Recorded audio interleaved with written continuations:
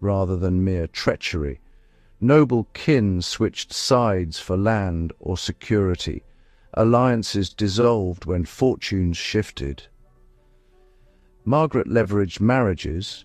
Her son's claim depended on carefully arranged unions and patronage to rebuild a fragile inheritance from the wreckage of factional feuding. You must track how kinship obligations constrain choices. Promises to cousins or in-laws could force you into military support or political accommodation, and failing those ties risked exile, imprisonment or execution for perceived disloyalty. You feel the personal toll behind political maneuvering. Margaret endured widowhood, the early death of close relatives, and the long separation from her son Henry, who lived in exile for years. Those losses shaped both her piety and her ruthlessness in pursuit of security. You understand her repeated confrontations with confiscated lands and legal attacks on her estates. She navigated court factions, used petitions, and cultivated powerful patrons to reclaim property and protect her family's claim. Physical danger and emotional grief informed decisions that appear cold but were rooted in survival. You also note the psychological cost. Repeated bereavement and constant vigilance hardened her resolve.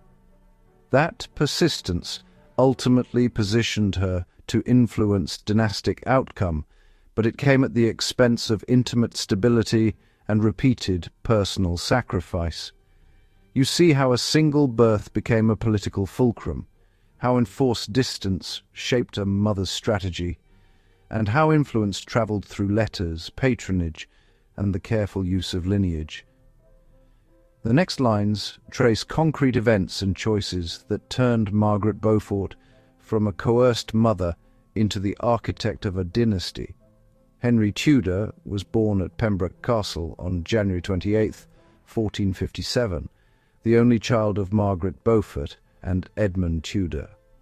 His arrival carried immediate dynastic weight.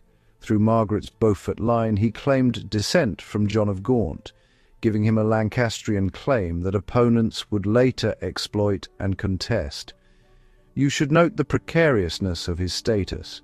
Henry's father died soon after his birth, and the infant's position depended entirely on Margaret's tenuous legal rights and the protection, or threats, posed by rival nobles during the Wars of the Roses. That early vulnerability shaped how Margaret understood power. A child